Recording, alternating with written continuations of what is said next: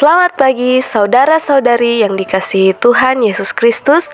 Saat ini marilah kita mengikuti bacaan firman Tuhan yang diambil dari buku Renungan Pagi dengan tema Bersama Allah di Waktu Fajar yang ditulis oleh Nyonya Ellen G. White. Mari kita dengarkan bersama. Shalom, selamat pagi saudara-saudaraku. Bersyukur di pagi ini karena berkat Tuhan dalam kehidupan kita, boleh bersama-sama kembali dengan saya Pendeta Stefit Monesehe dalam pembahasan Renungan Pagi tanggal 16 November yang berjudul Dia Tidak Akan Gagal. Sebelum kita melanjutkan pekabaran firman Tuhan di pagi ini, mari kita berdoa. Bapa di sorga, saat ini kami siap mendengarkan firman-Mu. Biarlah Engkau akan memberikan kami pengertian, memahami, supaya berkat firman Tuhan boleh menjadi kekuatan iman. Ini doa kami dalam nama Yesus. Amin. Ayat tema kita terdapat dalam kitab Yesaya 42 ayat 4. Firman Tuhan berkata, Ia sendiri tidak akan menjadi pudar dan tidak akan patah terkulai sampai Ia menegakkan hukum di bumi.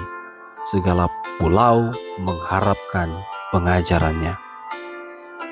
Keterangan. Kristus mengetahui semua yang disalahartikan dan disalahgambarkan oleh manusia. Anak-anaknya sanggup menunggu dengan kesabaran dan keyakinan yang tenang betapa dihina dan dianggap rendah pun mereka itu, karena tidak ada rahasia yang tidak akan dinyatakan. Dan mereka yang menghormati Allah akan dihormati olehnya di hadapan manusia dan malaikat-malaikat. Habel, orang Kristen pertama dari anak-anak Adam, mati syahid. Henok berjalan dengan Allah dan dunia tidak mengenalnya.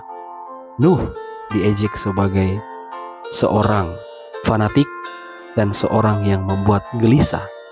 Orang-orang lain membiarkan dirinya disiksa dan tidak mau menerima pembebasan, supaya mereka beroleh kebangkitan yang lebih baik.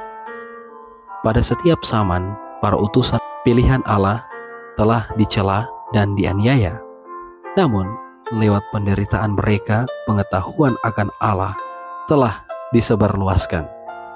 Setiap murid Kristus harus terjun ke dalam barisan itu dan melaksanakan pekerjaan yang sama, karena ia tahu bahwa musuhnya tak dapat berbuat apa-apa menentang kebenaran, tetapi justru untuk kebenaran.